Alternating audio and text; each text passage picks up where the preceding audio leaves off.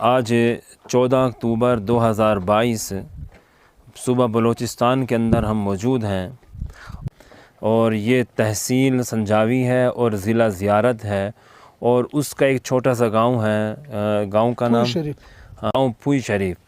تو مجلس آرار اسلام پاکستان شعبہ خدمت خلق کی جانب سے ہم لوگ یہاں پر پہنچے ہیں۔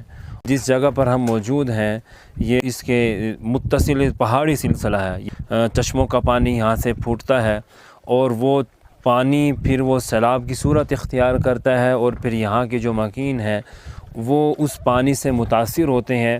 یہ گاؤں تقریباً سارا متاثر ہو چکا ہے اس وقت چشموں کے پانی سے، اوپر سے پھر بارشیں بھی آ گئیں، ہمارے بائیں جانب بھی وہ چشموں کا پانی بہہ رہا ہے۔ تو اس چشموں کی پانی کی وجہ سے، اس کی حدت کی وجہ سے یہ مکان منہدم ہو گئے۔ تو مجلس آرار اسلام شعبہ خدمت خلق کی جانب سے یہاں پر ہم کام شروع کروا رہے ہیں۔ آپ دیکھ سکتے ہیں کہ ایک کمرہ تو یہ ابھی تیار ہو رہا ہے اور یہاں پر پھر برف باری پڑتی ہے جس کی وجہ سے ان کے مکانات اور زیادہ متاثر ہوتے ہیں۔ تو ان لوگوں کو چادر کی ضرورت ہے، جو چادریں برف باری کی شدت کو برداشت کر سکیں، ان کے بوجھ کو برداشت کر سکیں۔ تو الحمدللہ ہم لوگ یہ کوشش کر رہے ہیں کہ ان لوگوں کو ایسے پہاڑی علاقے کے اندر مضبوط گھر بنوا کر دیا جائے جس کی وجہ سے ان کی جو پریشانی وہ ختم ہو جائے۔ ہمارے ساتھ موجود ہے قاری عبدالحکیم صاحب، ہم ان کے تاثرات لیتے ہیں۔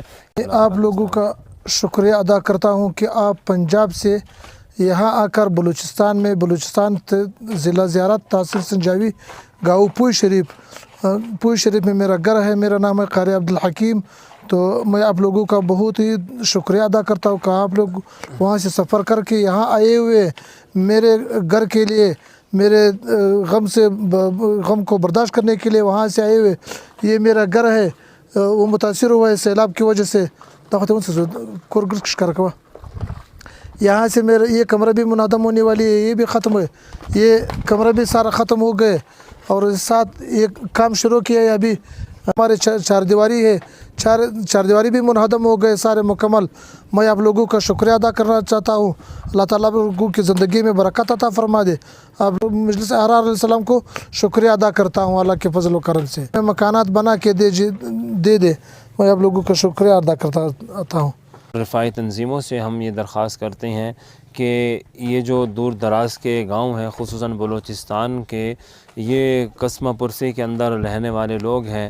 اب یہ قاری صاحب ہیں، ان کی صرف 11,000 روپے تنخواہ ہے اور یہ بتا رہے تھے کہ سنجاوی بازار یہاں سے تقریباً 1 گھنٹے کی مسافت پر ہے، تو وہاں سے کوئی بھی چیزیں لے کر آتے ہیں تو اتنے کی وہ چیز نہیں ہوتی جتنے کا ان کو کرایہ پڑ جاتا ہے۔ اب یہ بتا رہے تھے کہ یہاں پر تقریباً ہمیں جو آٹا مل رہا ہے اس وقت 4,000 روپے سے بھی زیادہ من ہے، 4,000 روپے سے زیادہ من ہمیں آٹا مل رہا ہے یہاں پر۔